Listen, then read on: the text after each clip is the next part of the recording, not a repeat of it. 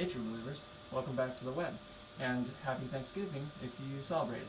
We don't really celebrate it in my house, but you might, so, happy Thanksgiving to you. And I thought, what would be better for a Thanksgiving video than unboxing and reviewing the new Marvel Legends Green Goblin helmet. Now, just a little bit of background on me. I saw the original Sam Raimi Spider-Man film when it came out 11 times in the theater. I'm not being hyperbolic, I counted it, and I've held on to that number in my brain since I was a child. So, holds a special place in my heart, kind of needless to say. And it is my favorite Thanksgiving movie.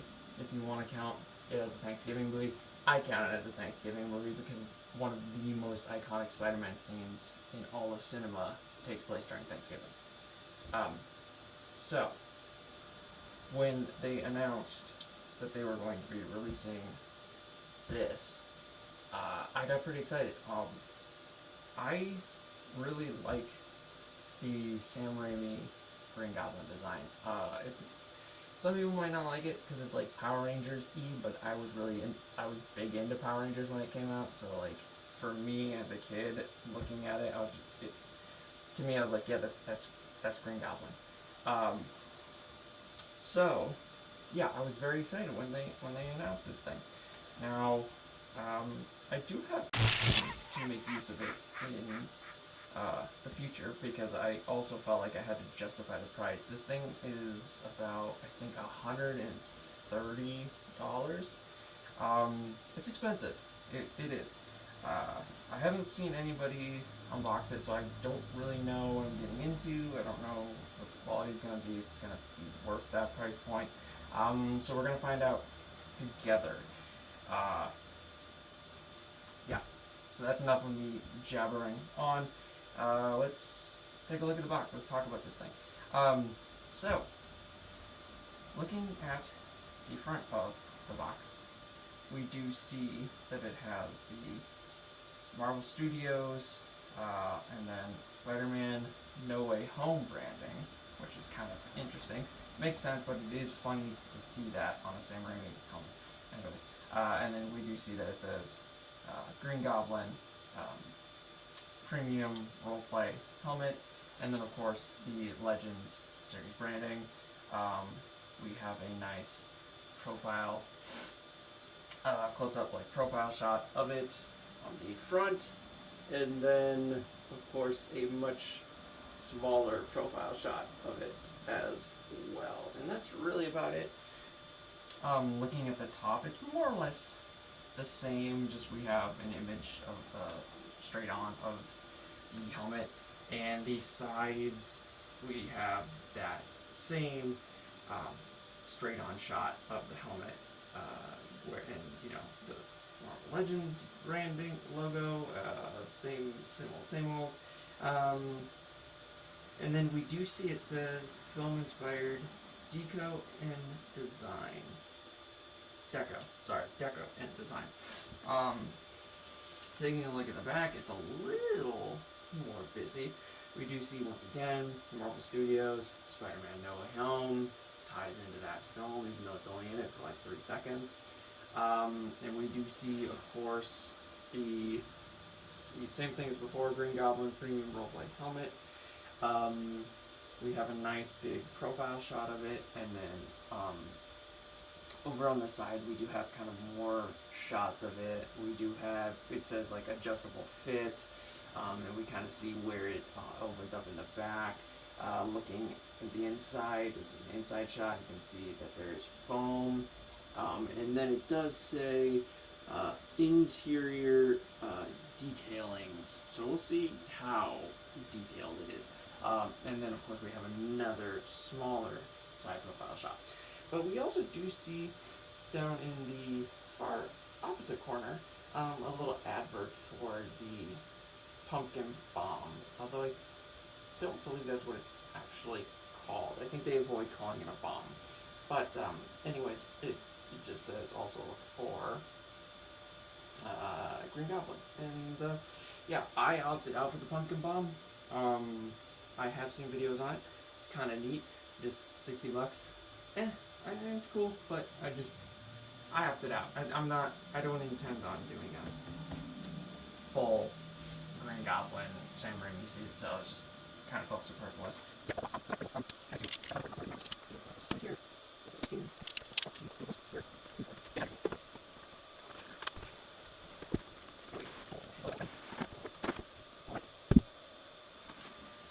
So, kind of out of the box. Looks like this whole thing disassembles. But I think I can just cut the top.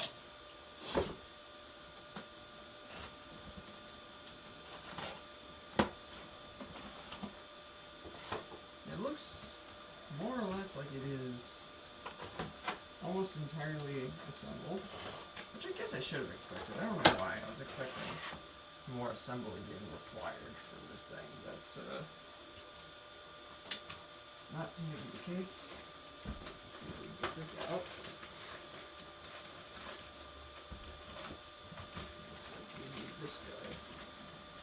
Hey. Oh no! Oh, there goes my ears. I need to go get that ear though. Got it. Got it. And it doesn't look any worse for wear. Maybe next time, Hasbro.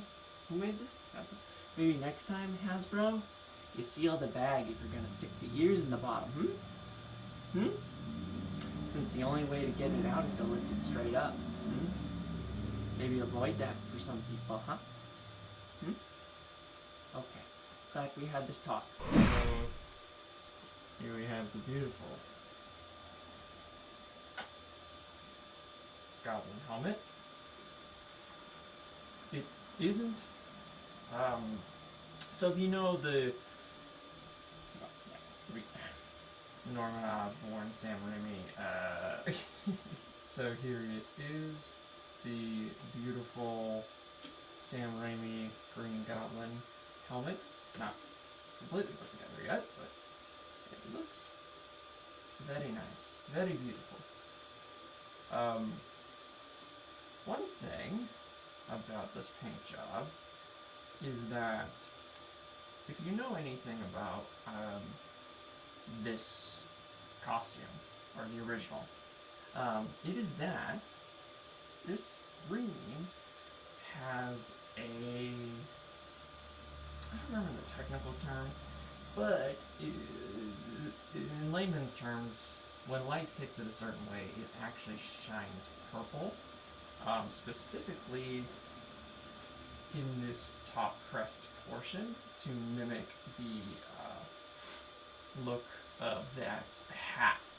And I believe some of the other armor pieces have it, but it doesn't show as strongly as it does on the helmet. Looking at it, it definitely doesn't have that. But that being said, in No Way Home, I don't believe it has that sort of effect in the film. It's hard to say, I guess, because you only see this helmet very, very briefly, but if my memory serves, this is right. In accordance to that film, there is no purple sheen to the green at all. So, it's interesting. Strap on these jowls.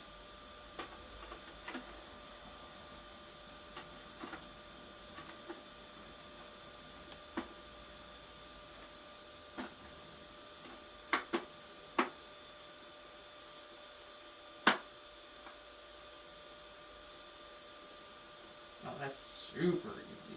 Wow.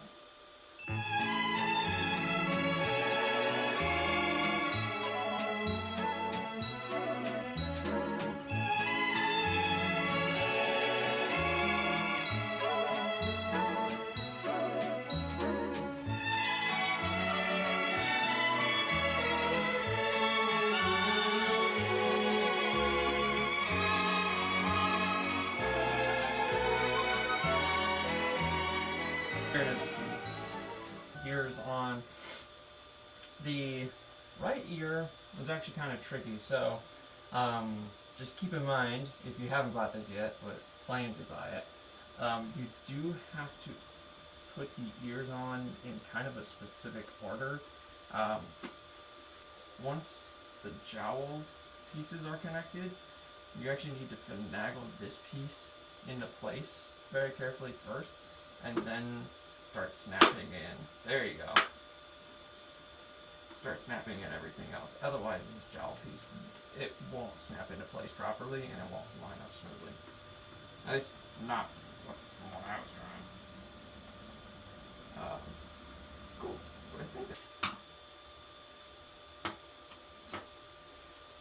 And we have instructions, which I could have read beforehand, I chose not to. And legalese. Always excited.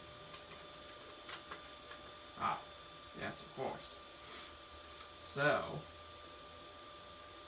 looking on the back here, it looks like it's just held in place by friction.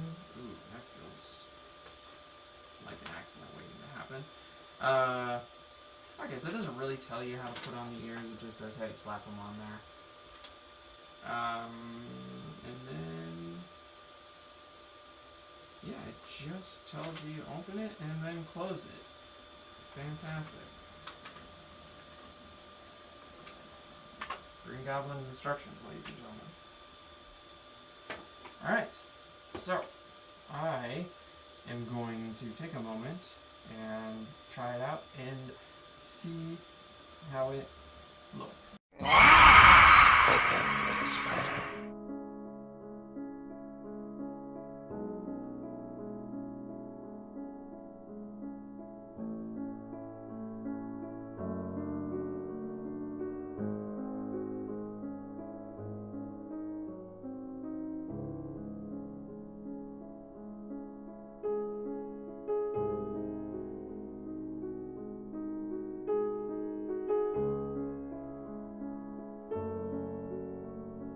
And that is the Hasbro Marvel Legends Spider-Man No Way Home Green Goblin roleplay helmet. You know, it's nice. It does seem to live up the title of being premium. On camera, the green does pick up very vibrant, but in person it is very, like, muted. It's more of like a swampy green. I'm trying to think of like an actual green, but that's just the descriptor that comes to mind. It fits pretty okay, but it is comfortable. That being said, it moves a lot with my head.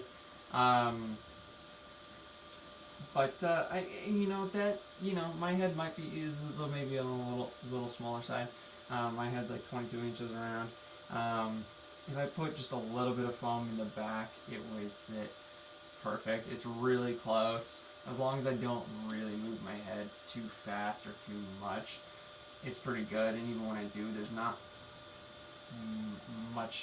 there's not really anywhere for it to go. Getting into it is interesting. You pull off the back, which is kind of a little startling at first, but when you do, there's guiding pieces along the sides, which is interesting. Like, the helmet is fully attached, so it's not gonna fall off, and it's not attached by elastic, which is what I was expecting. I was expecting it to have an elastic strap that pulls it shut and then clamps shut.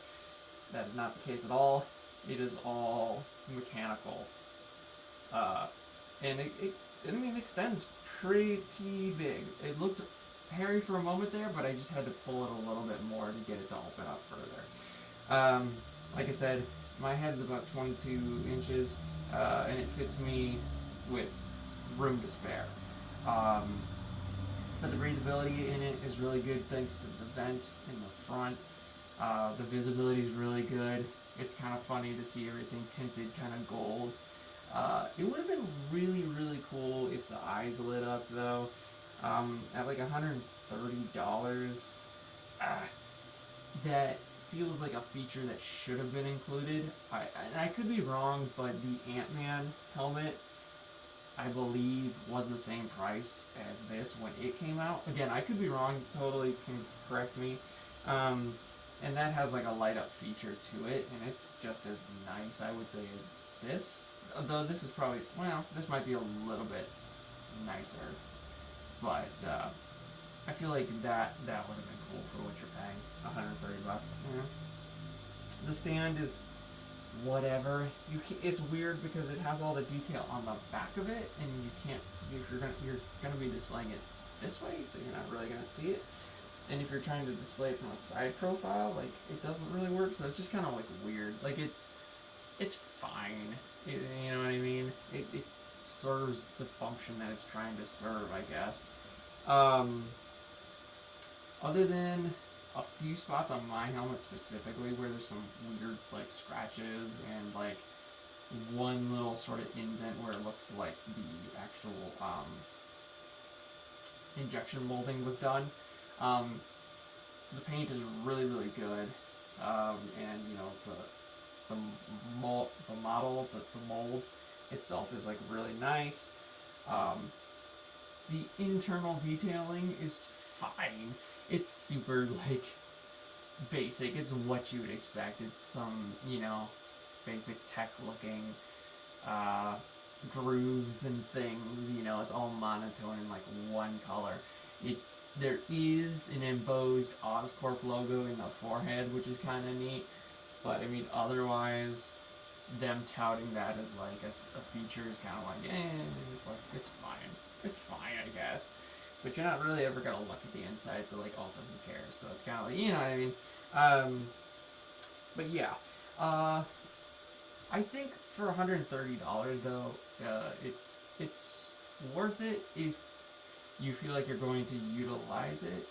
But I guess I feel like if you're a really big Sam Raimi Spider-Man fan, maybe saving up and buying like a 3D printed one from like a proper maker would be more worth your time. Because like I said, there's no lights or anything in it. The stand is really like generic and basic. The paint job, while good, definitely isn't accurate to the Raimi version of the helmet. So I feel like if you're looking for like a nice replica and you really love the Sam Raimi Green Goblin, then I would probably just pass and maybe just save up a little bit of extra money and drop like $250 on like a proper maker-made one. I don't know what the going rate is. I would just assume it's probably around $250. Then spend like $130 to $140 on this. If you're a cosplayer and you want to utilize it for like a Green Goblin cosplay, I don't think you can do much better for the price. I think this is awesome for that purpose. Like I said, I guess just bear in mind that if you are going for that Raimi look, it lacks that purple iridescent on the top. But I mean, you know, it's like a nitpick. Otherwise, I mean, it's cool. I'm excited to have it. I'm excited to get to utilize it. It's gonna look really cool in the display case, even though it's gonna take up a lot of room. So that'll be it for this video, guys. Did you pick up the Marvel Legends Green Goblin helmet? What do you think of it? Did you feel like it was worth it? Did yours have any weird paint scrapes and things on it? Honestly, I don't care enough for it to bother me.